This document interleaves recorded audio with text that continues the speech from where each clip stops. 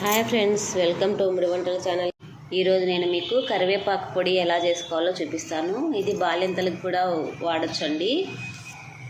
ముందుగా కరివేపాకుని, పచ్చి కరివేపాకు ఉంటుంది కదా, దాన్ని ఇలా డ్రై రోస్ట్ చేసుకోవాలి. బాగా పలపల అనాలన్నమాట, సౌండ్ రావాలి, ఇలా విరిగిపోవాలి. కానీ ఎండిపోయిన కరివేపాకు మాత్రం వాడద్దు. ఇలా పచ్చి కరివేపాకుని డ్రై రోస్ట్ చేసుకోండి. కరివేపాకు, ఎల్లిపాయలు, ఉప్పు, కొంచెం నువ్వులు, కొన్ని ఒట్టిమిరపకాయలు మీ కారం తగ్గట్టు వేసుకోండి. ఫస్ట్ మనం ఒట్టిమిరపకాయలని, ఉప్పుని మిక్సీకి వేసుకున్న తర్వాత మళ్ళీ కరివేపాకు వేసుకుందాం, తర్వాత నువ్వులు వేసుకుందాం, లాస్ట్లో ఎల్లిపాయలు వేసుకొని మళ్ళీ ఒక రౌండ్ వేసుకొని మిక్సీకి వేసుకుందాం. ఇలా ఫస్ట్ ఒట్టిమిరపకాయలు, ఉప్పు, కరివేపాకు వేసేసుకున్న తర్వాత ఇప్పుడు మనం నువ్వులు వేసుకొని బాగా మెత్తగా వేసుకున్నాం పొడిని.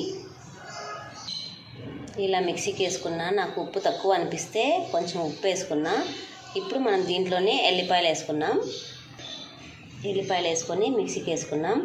మనం ఎల్లిపాయలు వేసుకోకముందే ఉప్పుని, కారంని సరిపోకపోతే చూసుకొని వేసుకోండి.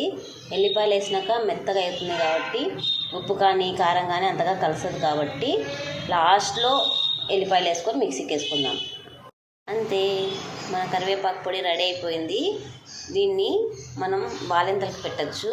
ప్లస్ మనం కూడా డైలీ అన్నం తింటాం కదా, అన్నం తినేప్పుడు ఫస్ట్ ఒక ముద్దలో ఈ కరివేపాకు పొడి కలుపుకొని తిన్నామంటే టేస్ట్ బాగుంటుంది. ప్లస్ అరుగుదలకి చాలా మంచిదవుతుంది.